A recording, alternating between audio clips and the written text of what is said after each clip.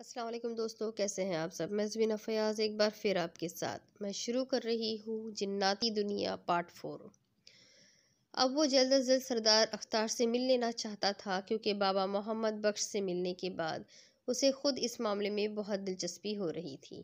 اب دوسری طرف مصر کے انتہائی قدیم شہر اسنا کے ایک گنجان آباد علاقے میں واقع ایک قدیم اور خاصی بڑی حویلی تھی۔ گنجان آباد علاقے میں اس قدر وسیع و عریض حویلی دیکھ کر ہر شخص حیران ہو جاتا تھا۔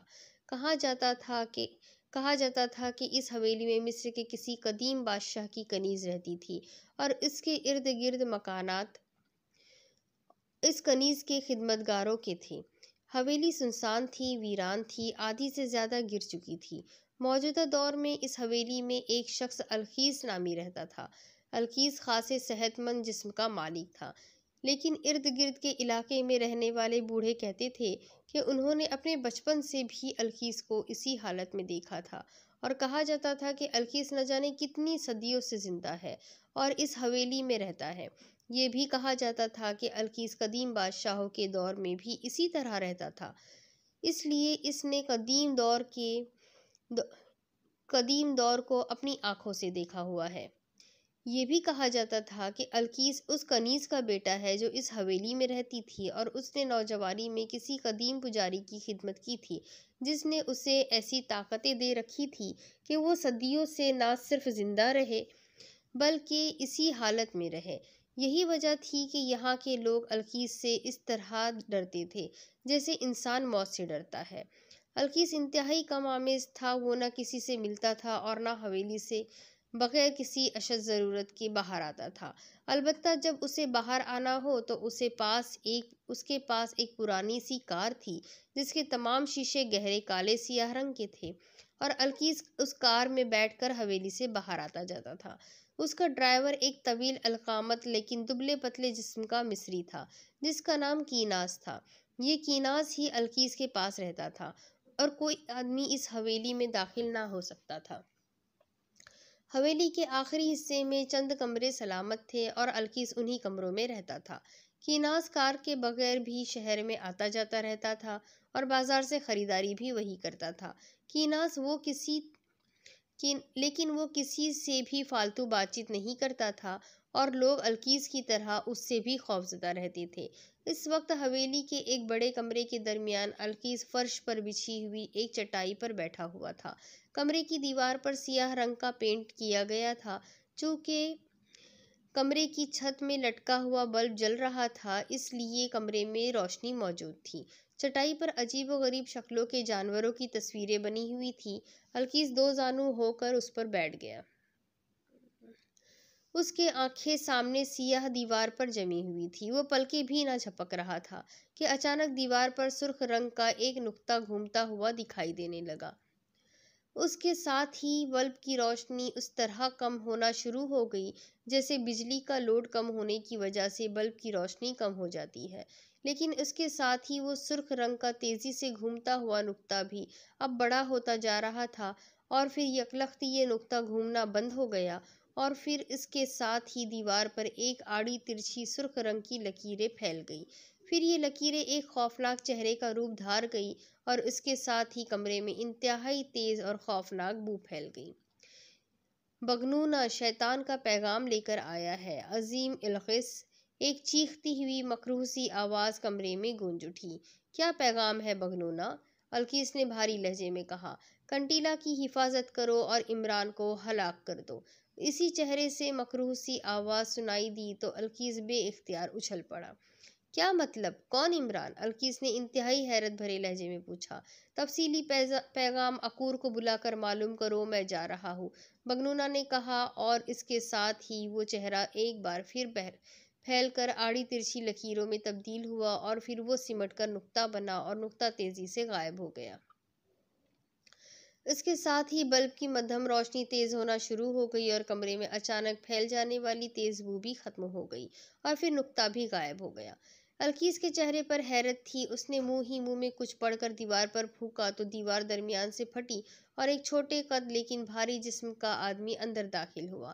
اس کے جسم پر سیاہ رنگ کے سیاہ رنگ کی قبا تھی جس پر عجیب و غریب شکلیں بنی ہوئی تھی۔ اس آدمی کی آنکھیں انڈے کی طرح سفید تھی، ان میں سیاہی کا کوئی نقطہ موجود نہ تھا۔ عقور حاضر ہے آقا، آنے والے نے مؤدبانہ لہجے میں کہا اور القیس کے سامنے مؤدبانہ انداز میں بیٹھ گیا۔ عقور بڑے شیطان کا پیغام لے کر ابھی بگنو نہ آیا تھا۔ اس نے مختصر سا پیغام دیا ہے کہ کنٹیلا کی حفاظت کرو اور عمران کو ہلاک کر دو۔ جب میں نے وضاحت پوچھی تو اس نے کہا کہ تفصیل عقور بتائے گا۔ بتاؤ اس پیغام کی تفصیل کیا ہے؟ کنٹیلا کو تو میں جانتا ہوں، لیکن یہ عمران کون ہے اور کیوں کنٹیلا کی حفاظت اور اس عمران کی ہلاکت کا پیغام دیا گیا ہے؟ القیس نے کہا۔ آقا، عمران پاکیزیہ کا رہنے والا انتہائی ذہین، شاطر اور خطرناک آدمی ہے۔ اس کا اپنا کردار بھی بے حد صالح ہے اور اس کے ساتھ ہی اس کی ماں بھی بے حد نیک عورت ہے اور وہ اس کے لیے مسلسل دعائیں کرتی رہتی ہے۔ پھر اس عمران کی پشت پر روشنی کی بڑی بڑی طاقتیں ہیں۔ یہ شخص کئی بار شیطان اور اس کے بڑے بڑے چیلوں سے ٹکرا چکا ہے اور اس نے انہیں ہلاک کر کے شیطان کو بے حد نقصان بھی پہنچایا ہے۔ اب شیطان کے خاص چیلے کنٹیلا نے جنوں کے اخنوق قبیلے میں بہت سی کامیابیاں حاصل کر لی ہے اور یہ امکان پیدا ہو گیا ہے کہ یا تو اخنوق قبیلہ جو کہ مسلمان ہے شیطان کا پیروکار بن جائے یا پھر مکمل طور پر فنا ہو جائے، اور یہ ساری کوششیں کنٹیلا اور اس کے خاص چیلوں جنوں کی ہیں۔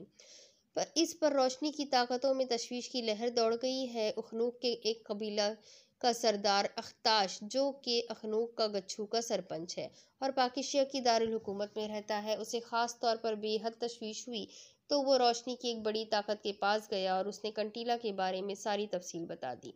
روشنی کی اس طاقت نے کنٹیلا کے خاتمے کے لیے اسے پیغام دے کر اس عمران کے پاس بھیج دیا اور عمران اس اختاش سے مل کر کنٹیلا کا خاتمہ کرے، لیکن اس عمران نے انکار کر دیا۔ یہاں سے لے کر پیش آنے والے سارے واقعات، موگ کی موت اور اکریمیا کے اس قاتل کی ناکامیابی اور اس کے بعد میں پیش آنے والی ساری باتیں، پشاور قاتل تک کی ساری باتیں عقور نے القیس کو بتایا کہ پشاور قاتل بھی ناکام ہو گیا اور اس طرح موگ بھی فنا ہو گیا اور یابس بھی، اور عمران کا کچھ بھی نہ بگڑا، الٹا عمران کو اس کام میں اب دلچسپی بھی پیدا ہو گئی ہے اور وہ ایک ایسے آدمی سے ملا جو جنات کے بارے میں بہت کچھ جانتا تھا۔ چنانچہ اب اس عمران نے کنٹیلا کے خلاف کام کرنے کا فیصلہ کر لیا۔ اب وہ اختاش سے ملے گا اور کنٹیلا کے خلاف کام شروع کر دے گا، اور بڑے شیطان کا خیال ہے کہ عمران جس قسم کا آدمی ہے وہ بہرحال کنٹیلا کو فنا کر دے گا، اور کنٹیلا اگر فنا ہو گیا تو اس کا قبیلہ بھی بے بس ہو جائے گا، کیونکہ اس کے قبیلے میں کنٹیلا کے علاوہ اور کوئی ایسا جن موجود نہیں ہے جو اخنوق قبیلے کو فنا کر سکے، اور کنٹیلا کے فنا ہوتے ہی اس کا قبیلہ اور اس کے خاص قبیلے بھی خود بخود فنا ہو جائیں گے۔ اس طرح بڑے شیطان کا تمام منصوبہ خاک میں مل جائے گا۔ چنانچہ بڑے شیطان نے فیصلہ کیا ہے کہ کنٹیلا کی حفاظت کی جائے اور اس عمران کو ہلاک کرنے کا کام تمہارے ذمے لگایا جائے، کیونکہ عمران انسان ہے اور کنٹیلا اور اس کے ساتھی جن ہے، اس لیے وہ عمران کا مقابلہ نہیں کر سکتے، کیونکہ پہلے موگ جیسا جن بھی اس کے مقابلے میں فنا ہو چکا ہے۔ اس لیے بڑے شیطان نے تمہارا انتخاب کیا ہے، کیونکہ تم انسان ہو اور اپنے بے پناہ شکتیوں کے مالک بھی ہو اور تمہارا ذہن بھی بالکل اس عمران جیسا ہی ہے۔ اس لیے بڑے شیطان کا خیال ہے کہ تم اس عمران کو آخرکار ہلاک کر سکو گے۔ عقور نے پوری تفصیل بتاتے ہوئے اس سے کہا۔ یہ بڑا شیطان کس دائرے کا بڑا شیطان ہے؟ القیس نے پوچھا تو عقور بے اختیار چونک پڑا۔ کیا مطلب آقا؟ میں تمہاری بات نہیں سمجھ سکا، عقور نے حیرت بھرے لہجے میں کہا۔ تمہیں معلوم تو ہے کہ شیطانی نظام کے بہت سے دائرے ہیں اور ہر دائرے کا علیحدہ بڑا شیطان ہوتا ہے، جیسے سفلی دنیا کا دائرہ علیحدہ ہوتا ہے اور اس کا بڑا شیطان بھی علیحدہ ہے، اسی طرح رذیلی دنیا کا دائرہ علیحدہ ہے، چھلاوے کا دائرہ، بھوت پریت کا دائرہ، جادو کا دائرہ، گندگی اور عفوت کی دنیا کا دائرہ، انسانی دنیا کا دائرہ علیحدہ اور جناتی شیطان کا دائرہ علیحدہ۔ اسی طرح بے شمار شیطانی دائرے ہیں، گویا ان سب کا کام ایک ہی ہوتا ہے کہ خیر کے خلاف کام کرنا اور شر کو بڑھانا۔ لیکن بہرحال ہر دائرے سے متعلق مخلوق علیحدہ ہوتی ہے اور اس کا بڑا شیطان بھی علیحدہ ہوتا ہے، اور بگنونا ہر دائرے کے بڑے شیطان کا پیغام لاتا ہے۔ جو کچھ تم نے بتایا ہے اس سے تو ظاہر ہوتا ہے کہ بگنونا نے جس بڑے شیطان کا پیغام پہنچایا ہے وہ انسانی شیطان دائرے کا بڑا شیطان ہے یا کسی اور دائرے کا۔ القیس نے تفصیل سے بات کرتے ہوئے سوال کیا۔ آپ یہ بات کیوں پوچھنا چاہتے ہیں آقا؟ اکور نے پوچھا۔ اس لیے تاکہ جب میں اپنا کام مکمل کر لوں تو پھر بڑے شیطان سے اس کے دائرے کے مطابق ہی شکتیاں انعام کے طور پر طلب کر سکوں۔ القیس نے بتایا۔ بگنونا جس بڑے شیطان کا پیغام لے آیا ہے وہ جناتی دائرے کا بڑا شیطان ہے، اکور نے جواب دیا۔ ٹھیک ہے، اب تم جا سکتے ہو۔ اب میں جانوں اور یہ عمران، القیس نے کہا تو اکور اٹھا۔ اس نے القیس کے سامنے سر جھکایا اور پھر واپس دیوار کے پھٹے ہوئے حصے میں داخل ہو گیا۔ اس کے داخل ہوتے ہی دیوار برابر ہو گئی تو القیس نے منہ ہی منہ میں کچھ پڑھا اور اپنے دونوں ہاتھ ہوا میں اٹھائے اور انہیں اس انداز میں لہراتا رہا جیسے قدیم دور کا کوئی رقص کر رہا ہو۔ کمرے میں روشنی تیزی سے مدھم ہوتی چلی گئی۔ پھر کچھ دیر بعد جب اس نے ہاتھ نیچے کیے تو روشنی یکلخت تیز ہو گئی اور القیس نے ایک طویل سانس لیا۔ پھر اس نے اپنا ایک ہاتھ اپنے سامنے چٹائی پر بنی ہوئی ایک خوفناک شکل پر زور سے مارا تو ایک دھماکہ ہوا اور جہاں القیس نے ہاتھ مارا تھا وہاں سے سیاہ رنگ کا دھواں نکلا اور پھر یہ دھواں عورت کی شکل میں مجسم ہوتا چلا گیا۔ یہ ایک قدیم مصری عورت تھی جس کے جسم پر بھی قدیم مصری لباس تھا۔ آقی حاضر ہے آقا، اس عورت نے القیس کے سامنے سر جھکاتے ہوئے کہا۔ آقی، میں نے کنٹیلا اور اس کے پورے قبیلے کے گرد کما کا حصار کر دیا ہے۔ اس حصار میں سے صرف تم گزر سکتی ہو، اس لیے میں نے تمہیں بلایا ہے کہ تم جا کر کنٹیلا کو بتا دو کہ اب جب تک اس کا مخالف آدم زاد عمران ہلاک نہیں ہو جاتا وہ اقمار سے باہر نہیں جا سکتا، کیونکہ بڑے شیطان نے مجھے کنٹیلا کی حفاظت کا حکم دیا ہے اور کنٹیلا کی حفاظت اقمار سے زیادہ اچھی طرح اور کسی طرح نہیں ہو سکتی۔ القیس نے کہا۔ جو حکم آقا، اس عورت نے کہا اور اس کا جسم ایک بار پھر دھوئیں میں تبدیل ہو کر چٹائی پر بنی ہوئی اس شکل میں غائب ہو گیا۔ القیس خاموش بیٹھا رہا۔ کچھ دیر بعد اس شکل میں سے ایک بار پھر دھواں نکلا اور ایک بار پھر مصری عورت آکی اس کے سامنے موجود تھی۔ آپ کا پیغام پہنچا دیا ہے میں نے آقا، اور کنٹیلا نے آپ کا شکریہ ادا کیا ہے، لیکن اس نے پوچھا ہے کہ اسے کب تک اس حصار میں رہنا پڑے گا؟ آقی نے کہا۔ جب تک یہ عمران ختم نہیں ہو جاتا، القیس نے کہا۔ ٹھیک ہے آقا، اب میں جاؤں؟ آقی نے کہا۔ ہاں، اب تم جا سکتی ہو، القیس نے کہا، اور آقی کا جسم دوبارہ دھوئیں میں تبدیل ہوا اور پھر چٹائی کی اس شکل میں غائب ہو گیا۔ تو القیس نے دونوں ہاتھوں سے تالی بجائی۔ دوسرے لمحے کمرے کا دروازہ کھلا اور اس کا ملازم کیناس اندر داخل ہوا اور القیس کے سامنے سر جھکا کر کھڑا ہو گیا۔ کیناس، آج سے ہم مصر کے دارالحکومت میں اپنی رہائش گاہ پر رہیں گے اور ہو سکتا ہے کہ ہمیں وہاں طویل عرصہ تک رہنا پڑے، اس لیے تم مکمل تیاری کر لو، القیس نے کہا۔ حکم کی تعمیل ہوگی آقا، کیناس نے کہا اور مڑ کر کمرے سے باہر چلا گیا۔ دوسری طرف عمران نے اپنی کار بڑے پل سے پہلے آنے والی کچی آبادی کے قریب لے جا کر روکی اور پھر نیچے اتر کر وہ کچی آبادی کی طرف بڑھ گیا جس کے گرد چھوٹی چھوٹی دکانیں تھیں۔ موتیوں والی مسجد کہاں ہے؟ عمران نے ایک بوڑھے آدمی سے پوچھا جو چھوٹی سی پرچون کی دکان میں بیٹھا ہوا تھا۔ ساتھ والی گلی میں چلے جائیے، آگے جا کر یہ گلی بائیں طرف گھوم جائے گی، وہاں مسجد ہے۔ لیکن آپ کو وہاں کیا کام ہے؟ بوڑھے نے حیرت بھرے لہجے میں کہا، کیونکہ عمران کی شخصیت کے ساتھ ساتھ اس کا لباس اور پھر سامنے کھڑی ہوئی کار بوڑھے نے دیکھ لی تھی، اس لیے شاید اس نے یہ بات پوچھی تھی۔ وہاں امام مسجد ہے بابا مولوی، میں نے ان سے ملنا ہے، عمران نے جواب دیا۔ ان کا مکان بھی مسجد کے ساتھ ہی ہے، بوڑھے نے کہا۔ تو عمران نے ان کا شکریہ ادا کیا اور آگے بڑھ گیا۔ گلی انتہائی تنگ اور کچی تھی، درمیان میں گندے پانی کی نالی بہہ رہی تھی اور ویسے بھی گلی میں جگہ جگہ گندگی پڑی ہوئی تھی۔ یہ حکومت کیا کر رہی ہے؟ لوگوں کو تو بنیادی سہولتیں بھی میسر نہیں ہیں، عمران نے بڑبڑاتے ہوئے کہا اور پھر وہ بچتا بچاتا آگے بڑھتا چلا گیا۔ گلی میں سے گزرنے والے بوڑھے اور جوان سب اسے حیرت بھری نظروں سے دیکھ رہے تھے، لیکن عمران خاموشی سے آگے بڑھتا چلا گیا اور پھر بائیں ہاتھ گھوم کر وہ واقعی ایک چھوٹی سی اور کچی بنی ہوئی مسجد تک پہنچ گیا۔ یہاں بابا مولوی صاحب کا مکان ہے، مجھے ان سے ملنا ہے، عمران نے وہاں موجود ایک آدمی سے کہا۔ یہ سامنے ان کا دروازہ ہے، ٹھہریے میں بلاتا ہوں انہیں، اس آدمی نے کہا اور تیزی سے آگے بڑھ کر اس نے دروازہ کھٹکھٹایا۔ کون؟ اندر سے ایک آواز سنائی دی، آواز نسوانی تھی۔ بابا مولوی کو باہر بھجواؤ، کوئی بڑا صاحب ان سے ملنے آیا ہے، اس آدمی نے کہا تو چند لمحوں بعد ایک لمبے قد اور چھریرے جسم کا بوڑھا باہر آ گیا۔ اس کے جسم پر سادہ سا لباس تھا، البتہ اس کے چہرے پر حیرت تھی۔ اس کی داڑھی تو کیا، سر کے بال حتیٰ کہ بھویں تک سفید تھی، لیکن اس کا جسم مضبوط تھا اور چہرے سے بھی وہ زیادہ عمر کا نہ لگتا تھا۔ آنکھوں میں تیز چمک تھی۔ جی صاحب، اس بوڑھے نے عمران سے مخاطب ہو کر کہا۔ السلام علیکم ورحمۃ اللہ وبرکاتہ، عمران نے کہا اور مصافحے کے لیے ہاتھ بڑھا دیا۔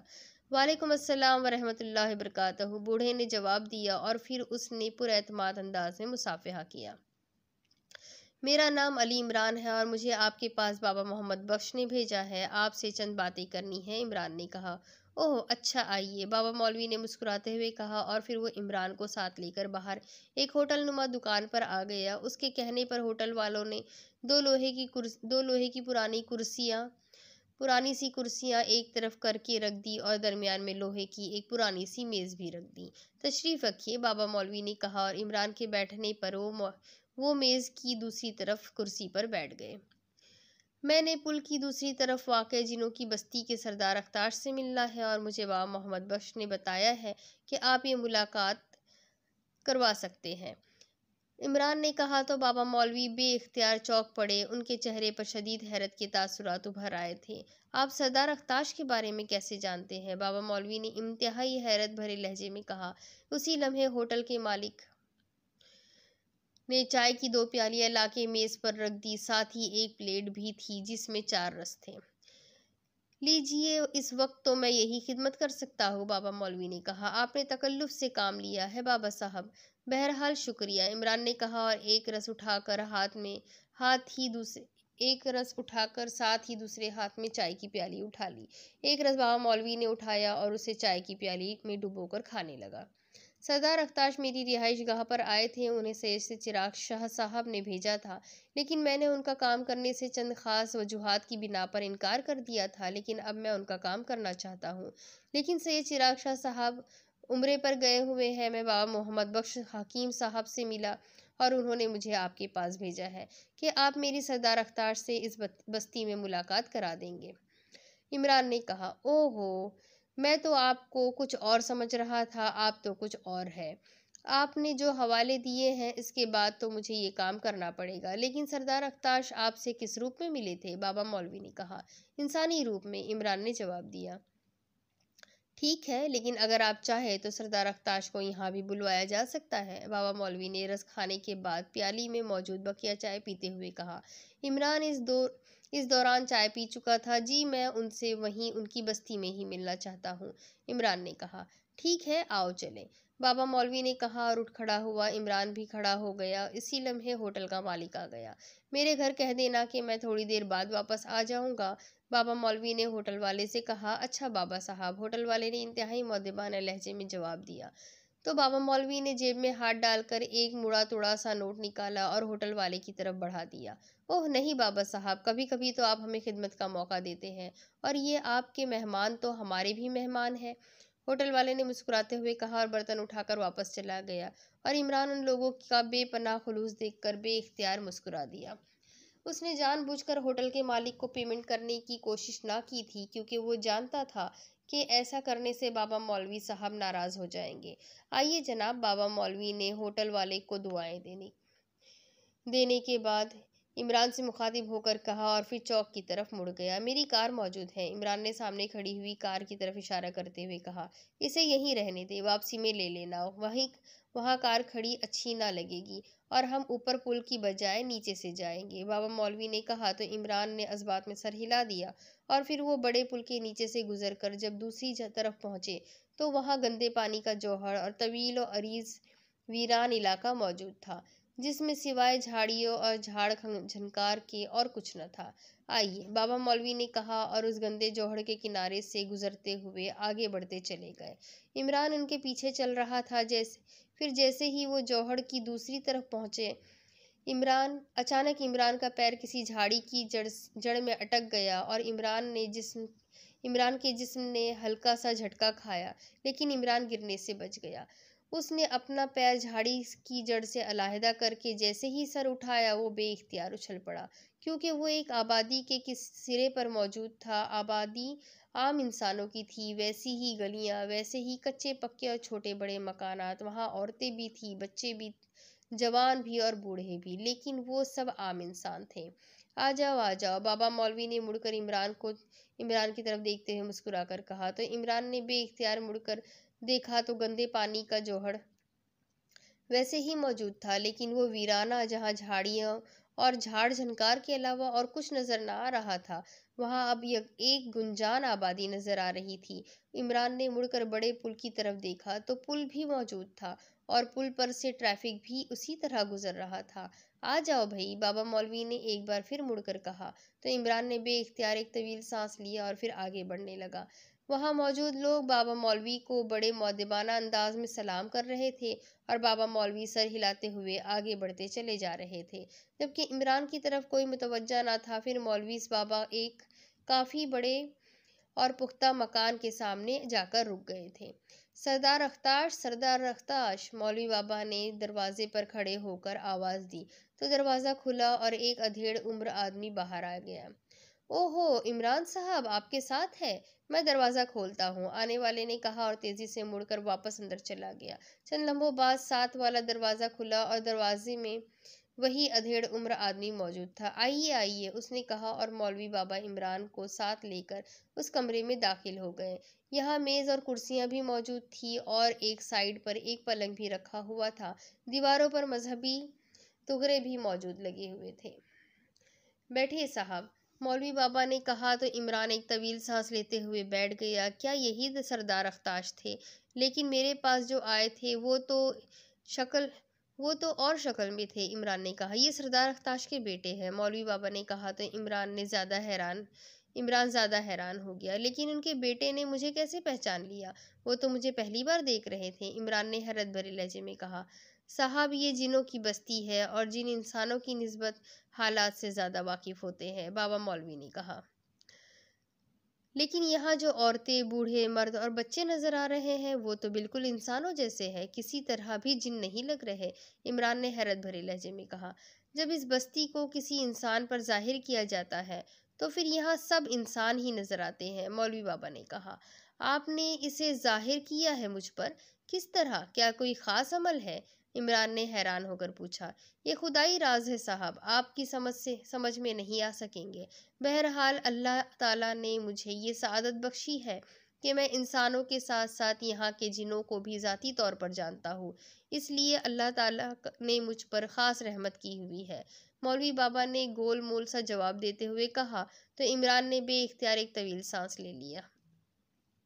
کیا حقیقت میں پوری بستی اسی طرح ہے جس طرح ہمیں نظر آ رہی ہے، یا اس کی کوئی اور شکل ہے؟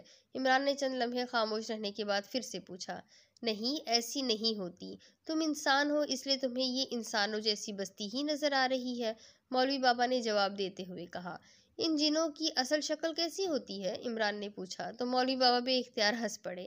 اصل شکل میں یہ انسانوں کو نظر ہی نہیں آ سکتے، اس لیے کچھ پوچھنا اور کچھ بتانا دونوں ہی بیکار ہے، مولوی بابا نے جواب دیا۔ اوہ، پھر تو مسئلہ بن جائے گا۔ بہرحال ٹھیک ہے، سردار اختاش آ جائے پھر ان سے بات ہوگی، عمران نے کہا۔ اسی لمحے اندرونی دروازہ کھلا اور سردار اختاش اندر داخل ہوئے، اور وہ اسی شکل میں تھے جس میں وہ عمران سے ملے تھے۔ عمران اور مولوی بابا دونوں اٹھ کر کھڑے ہو گئے۔ اوہو، تشریف رکھیے، یہ تو میری خوش نصیبی ہے کہ عمران صاحب اور مولوی بابا میرے گھر میں تشریف لائے ہیں، سردار اختاش نے مسکراتے ہوئے کہا، اور پھر وہ دونوں کرسیوں پر بیٹھ گئے۔ مجھے اجازت، میں نے واپس جانا ہے، अचानक मौलवी बाबा ने कहा और उठ खड़े हुए। तशरीफ रखिए, कुछ खिदमत का मौका तो दे। सरदार अख्ताश ने उठते हुए कहा तो इमरान भी एहतरामन उठ खड़ा हुआ। अरे नहीं, मैं कोई मेहमान तो नहीं हूँ, खुदा हाफिज, मौलवी बाबा ने मुस्कुराते हुए कहा और इमरान और कमरे से बाहर निकल गए। तशरीफ रखें इमरान साहब, सरदार अख्ताश ने कहा और फिर खुद भी वो कुर्सी पर बैठ गया। उसी लम्हे अंदरूनी दरवाज़ा खुला और वही आदमी जो पहले बाहर आया था और जिसे मौलवी बाबा ने सरदार अख्ताश का साहबजादा बताया था, अंदर दाखिल हुआ। उसके साथ में मशरूब की एक बोतल थी। उसने मशरूब इमरान के सामने रखा और वापस चला गया। लीजिए इमरान साहब, मेरा बेटा इसे आपके शहर से ही लाया है, सरदार अख्ताश ने कहा। शुक्रिया, इमरान ने कहा और बोतल उठा ली और फिर मशरूब सिप करने लगा। आप मौलवी बाबा के पास कैसे पहुंच गए? क्या ये आपके पहले से वाकिफ थे? सरदार अख्ताश ने पूछा।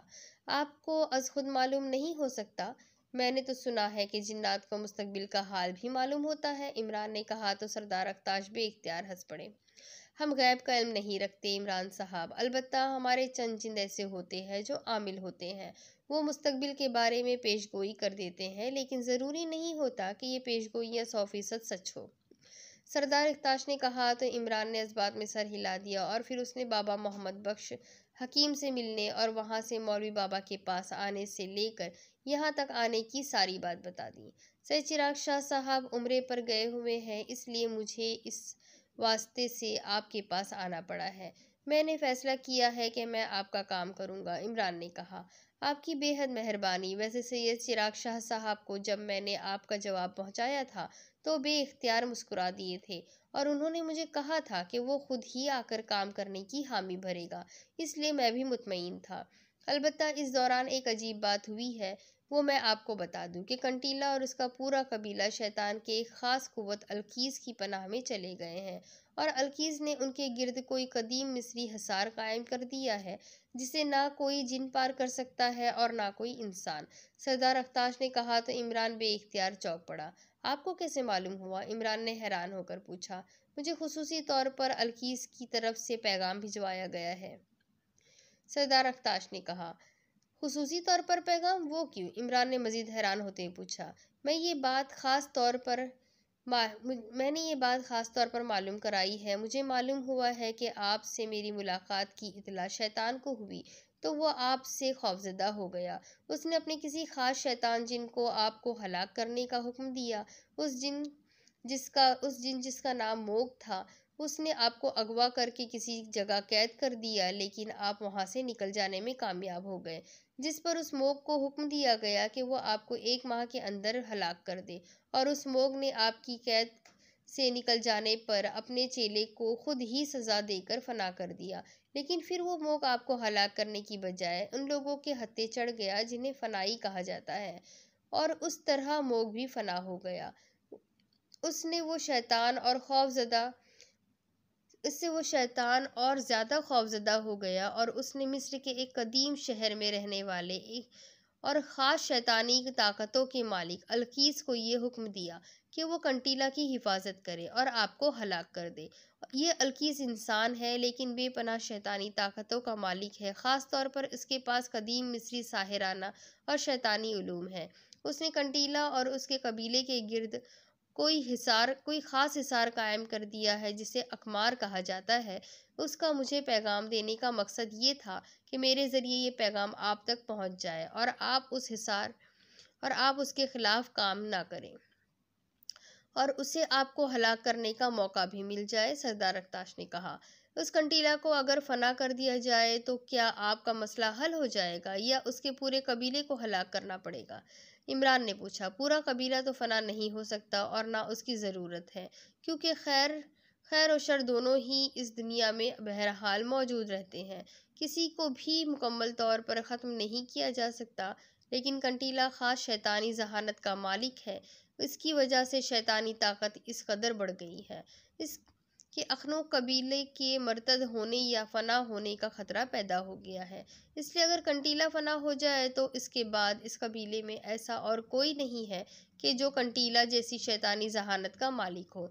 اس کے ساتھ ہی اس کے جو خاص چیلے پورے قبیلے میں موجود ہیں وہ بھی خود بخود ہی فنا ہو جائیں گے، اور معاملات جو اس وقت خصوصی حیثیت اختیار کر گئے ہیں وہ عام سے ہو جائیں گے۔ سردار اختاش نے کہا، اس کا مطلب ہے کہ کنٹیلا کو فنا کر دیا جائے تو آپ کا مسئلہ حل ہو جائے گا، عمران نے کہا۔ جی ہاں، سردار اختاش نے جواب دیتے ہوئے کہا۔ یہ آدمی القیس کون ہے؟ اس کے بارے میں تفصیل بتائیے، عمران نے پوچھا۔ مجھے صرف اتنا معلوم ہوا ہے کہ یہ شخص شیطان کے انسانی شیطانی دائرے میں بہت بڑا عہدہ رکھتا ہے۔ اس کے پاس بے شمار شیطانی طاقتیں ہیں اور یہ شخص انتہائی خوفناک حد تک شاطر اور ذہین بھی ہے۔ اس لیے شیطان نے اسے آپ کو ہلاک کرنے کا کام سونپا ہے، اور اس کے ساتھ ہی اسے کنٹیلا کی حفاظت کا فریضہ بھی دیا گیا ہے۔ چنانچہ اس نے پہلے اقدام کے طور پر کنٹیلا اور اس کے قبیلے کے گرد کوئی حصار قائم کر دیا ہے اور خود وہ مصر کے دارالحکومت قاہرہ پہنچ گیا ہے۔ اب آگے کیا کرے گا اس کا مجھے علم نہیں ہے، البتہ یہ بات طے ہے کہ اب جب تک اس القیس کا خاتمہ نہیں ہو جاتا کنٹیلا کے خلاف کوئی کارروائی نہیں ہو سکتی، سردار اختاش نے جواب دیا۔ آپ اس سلسلے میں میری کیا مدد کر سکتے ہیں؟ عمران نے پوچھا۔ آپ کس قسم کی مدد چاہتے ہیں؟ سردار اختاش نے پوچھا۔ جو بھی آپ کر سکے بتا دیں تاکہ میں اس کے مطابق اپنا لائحہ عمل بنا سکوں، عمران نے کہا۔ میں صرف اتنا کر سکتا ہوں کہ آپ کے گچھو کے سرپنچ کے طور پر ایسی طاقت عارضی طور پر دے دوں کہ جس سے آپ انسان ہونے کے باوجود جنات کو دیکھ لیا کریں۔ باقی میں اس القیس یا شیطان کے خلاف آپ کی کوئی مدد نہیں کر سکتا، سردار اختاش نے کہا۔ ایسی طاقت تو الٹا مجھے پریشان کر دے گی، پھر تو مجھے ہر جگہ جنات نظر آنے لگ جائیں گے، اور مجھے تو یہ معلوم بھی نہ ہوگا کہ کون میرا دشمن ہے اور کون میرا دوست، اور میرے ساتھ ظاہر ہے میرے ساتھی بھی ہوں گے، انہیں تو کچھ دکھائی نہ دے گا۔ نہیں سردار اختاش، مجھے اس کی ضرورت نہیں ہے، شاید اسی لیے اللہ تعالیٰ نے انسان کی نظروں سے جنات کو چھپایا ہے۔ یہ انسانوں کے حق میں ہی بہتر ہے، البتہ کنٹیلا اور اس کے قبیلے کے جنوں کو فنا کرنے کے لیے مجھے اور میرے ساتھیوں کا انہیں دیکھنا ضروری ہے۔ کیا آپ کوئی ایسا بندوبست کر سکتے ہیں کہ صرف کنٹیلا اور اس کے قبیلے کے جن ہی نظر آئے؟ عمران نے کہا۔ یہ کام سے چراغ شاہ صاحب ہی کر سکتے ہیں، وہ عمرے پر تشریف لے گئے ہیں، جب واپس آئیں گے تو ان سے بات ہو سکتی ہے، اور انہیں بہرحال کافی وقت لگ جائے گا۔ ہاں، اگر ان کے خاص مرید بابا آغا آپ کی مدد کرنا چاہے تو کر سکتے ہیں۔ میں ابھی آتا ہوں، سردار اختاش نے کہا، اور اس کے ساتھ ہی وہ اٹھ کر کمرے سے باہر چلا گیا۔ عمران نے بے اختیار ایک طویل سانس لی۔ اس بار واقعی وہ ایسے حالات و واقعات میں شامل ہوا تھا کہ اس کی عقل ہی سرے سے کام نہیں کر رہی تھی۔ وہ اس طرح حیرت بھرے انداز میں ادھر ادھر دیکھ رہا تھا جیسے اسے ابھی تک یقین نہ آ رہا ہو کہ وہ واقعی کسی کمرے میں ہے۔ اسے محسوس ہوتا تھا کہ وہ کوئی خواب دیکھ رہا ہے۔ تھوڑی دیر بعد دروازہ کھلا اور سردار اختاش واپس آ کر کرسی پر بیٹھ گیا۔ میں نے جا کر بابا آغا کی خدمت میں سلام پیش کیا ہے اور انہیں آپ کے متعلق اور اب تک ہونے والی ساری بات چیت کے متعلق بتایا ہے۔ انہوں نے حکم دیا ہے کہ سید چراغ شاہ صاحب کی واپسی کا انتظار کیا جائے، اور اس دوران اگر آپ چاہیں تو اس القیس کا خاتمہ کر سکتے ہیں۔ انہوں نے بتایا کہ القیس کی شیطانی طاقتوں کی ڈھال مقدس آیت الکرسی ہے، سردار اختاش نے کہا۔ آپ اس دوران جا کر ان سے مل بھی آئے ہیں؟ عمران نے انتہائی حیرت بھرے اور یقین نہ آنے والے لہجے میں کہا تو سردار اختاش بے اختیار ہنس پڑے۔ جی ہاں، یہ ہمارے لیے معمولی بات ہے، ہمارے فاصلے ہمارے لیے کوئی اہمیت نہیں رکھتے، سردار اختاش نے کہا۔ یہ بابا آغا صاحب کہاں رہتے ہیں؟ عمران نے پوچھا۔ یہیں دارالحکومت میں ہی رہتے ہیں، لیکن وہ کسی سے نہیں ملتے، سردار اختاش نے کہا۔ ٹھیک ہے، اس کا مطلب ہے کہ سید چراغ شاہ صاحب کی واپسی کا انتظار کیا جائے۔ پھر مجھے اجازت دیجیے۔ لیکن بابا مولوی صاحب تو چلے گئے، اب مجھے آپ کی بستی سے باہر کون چھوڑ آئے گا؟ عمران نے کہا۔ آئیے میں آپ کو چھوڑ دیتا ہوں، سردار اختاش نے کہا۔ مجھے اگر آپ سے فوری ملنا ہو تو کیا کروں؟ یہ بابا مولوی صاحب کے ذریعے یہاں آنے اور ملنے والا سلسلہ تو طویل ہے، عمران نے کہا۔ آپ جوہر کے قریب آ کر صرف میرے نام کی آواز دے دیا کریں، میں پہنچ جایا کروں گا، سردار اختاش نے کہا تو عمران نے اس بات میں سر ہلا دیا، اور پھر سردار اختاش عمران کو ساتھ لے کر اسی بستی کے سرے پر واقع گندے پانی کے جوہر تک آ گیا۔ यहाँ से हमारी बस्ती की हदूद ख़त्म हो जाती है, अब आप जा सकते हैं, सरदार अख्ताश ने कहा। ये वैसे तो इंसानों को खाली मैदान लगता है और यहाँ लोग ज़ाहिर है इसे खाली मैदान समझकर आते जाते रहते होंगे। ये कैसे होता है? इन्हें ये मकान वगैरह नहीं दिखाई देते? इमरान ने अचानक इस ख्याल के तहत पूछा। नहीं, इंसानों के लिए ये खाली मैदान ही है। आप चूंकि खुसूसी तौर पर आए हैं इसलिए आपको ये बस्ती नज़र आ रही है, वरना आप चाहे सारे मैदान में घूमते फिरे आपको ये मैदान ही लगता रहेगा। ये कुदरती राज है, इसलिए मैं इसे समझा सकता हूँ और ना आप इसे समझ सकते हैं, सरदार अख्ताश ने जवाब दिया। आपके जिन भी तो इंसानों की बस्ती में आते जाते रहते होंगे? इमरान ने पूछा। जी हाँ, लेकिन आप उन्हें पहचान नहीं सकते। वो इंसानों की तरह ही आपके अंदर घुल मिल कर आते जाते रहते हैं। आपके दीनी मदारिस में दीन की तालीम भी हासिल करते हैं, मस्जिदों में नमाजें भी पढ़ते हैं, सरदार अख्ताश ने जवाब दिया। क्या इनकी कोई ख़ास पहचान है, जैसे आपकी आंखों की सुर्खी है? इमरान ने पूछा। खुसूसी ताकतों के अलावा उन्हें नहीं पहचाना जा सकता। ये सुर्खी वाली निशानी भी सिर्फ सरदारों के लिए होती है, आम जिनों के लिए नहीं, सरदार अख्ताश ने जवाब देते हुए कहा। क्यों, क्या उनकी आंखों की पुतलियां इंसानी पुतलियों की तरह गोल होती हैं? इमरान ने चौंक कर पूछा। जी नहीं, लेकिन इंसानी रूप में आते ही वो गोल हो जाती है। सिर्फ सरदारों में ये खासियत है कि उनकी आंखों की पुतली किसी सूरत भी गोल नहीं हो सकती, सरदार अख्ताश ने जवाब दिया। इसका तो मतलब है कि हमारे बाजारों, होटलों और सड़कों पर न जाने इंसानों के रूप में कितने जिन फिरते रहते होंगे और हमें मालूम ही नहीं होता होगा, इमरान ने कहा तो सरदार अख्ताश बेइख्तियार हंस पड़े।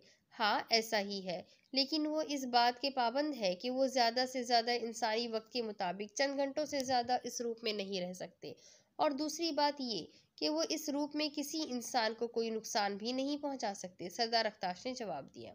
बहैसियत जिन तो नुकसान नहीं पहुंचा सकते होंगे, बहैसियत इंसान तो नुकसान पहुंचा सकते होंगे। इंसान भी तो लोगों को कत्ल करते हैं, जख्मी करते हैं और लड़ते भी हैं, इमरान ने पूछा।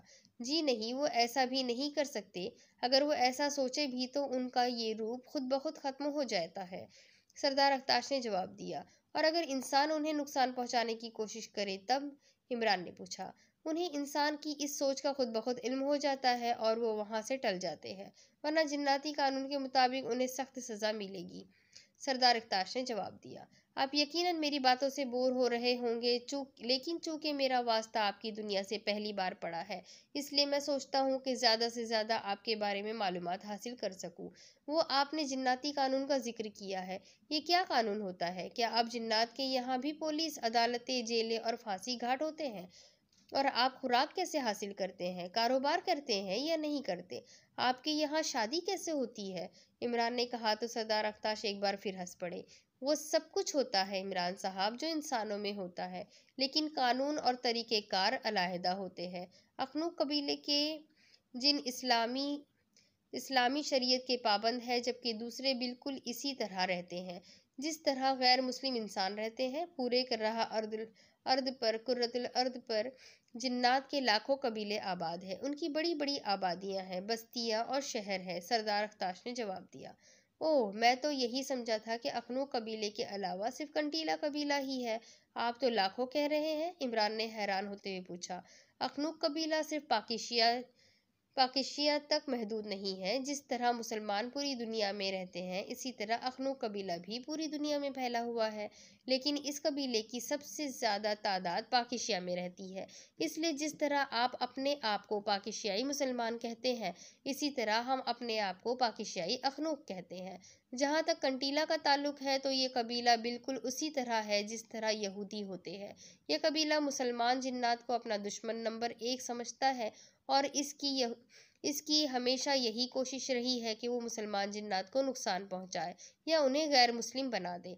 इस सिलसिले में वो हर किस्म की कोशिशें करता है, सरदार अख्ताश ने वजाहत करते हुए कहा। मसलन किस किस्म की कोशिशें? इमरान ने पूछा। ये बातें आपकी समझ में नहीं आ सकेगी क्योंकि आपकी जहनी साख्त और सोचने का अंदाज हमसे मुख्तलिफ है, इसलिए माफ़ कीजिएगा, ना मैं आपको समझा सकता हूँ और ना आप समझ सकते हैं। बस इतनी बात समझे समझ ले कि ये कंटीला पाकिस्तानी जिन्नात को शदीद तरीन नुकसान पहुंचाने के दर पे है और सरदार कंटीला जैसे सरदार सदियों बाद ही सामने आते हैं जो ऐसा करने में कामयाब हो जाते हैं। और अब ये कंटीला सरदार ऐसा सरदार सामने आया है, इसलिए इसको फना करना ज़रूरी है, सरदार इख्ताश ने कहा।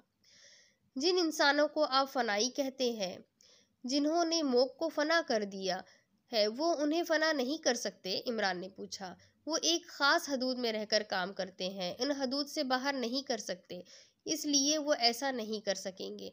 मोग ने इंसानी रूप धारा और वो उस जगह पहुंच गया जहां वो लोग मौजूद थे, और फिर उसने चौंके इंसानी रूप में एक इंसान को हलाक करने की साजिश की थी, इसलिए जिन्नाती कानून के तहत वो सज़ा का मुस्तौजब हो गया था और फनाई उससे फना करने में कामयाब हो गए, सरदार इख्ताश ने कहा। और इमरान ने इस बात में सर हिला दिया।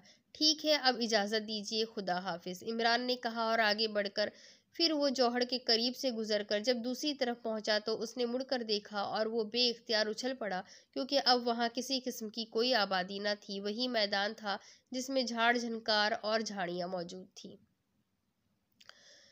नाकाबिले यकीन, ये सब कुछ तो नाकाबिले यकीन है। इमरान ने एक तवील सांस लिया और उसके साथ ही वो वापस मुड़ गया।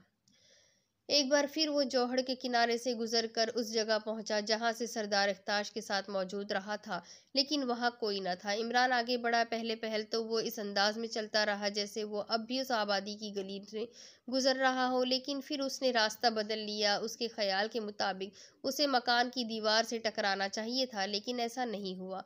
वो पूरे मैदान में घूमता फिरता रहा, लेकिन ना ही वो किसी चीज़ से टकराया और ना ही कोई उससे टकराया। आखिरकार वो वापस मुड़ा और एक बार फिर उस गंदे जोहड़ के किनारे से गुजरकर वो सड़क पर आ गया और पैदल इस तरफ को बढ़ने लगा जिधर उसकी कार मौजूद थी, लेकिन उसके जहन पर अभी तक सरदार इख्ताश से होने वाली बातों और उस जिन्नाती बस्ती का तस्वुर छाया हुआ था।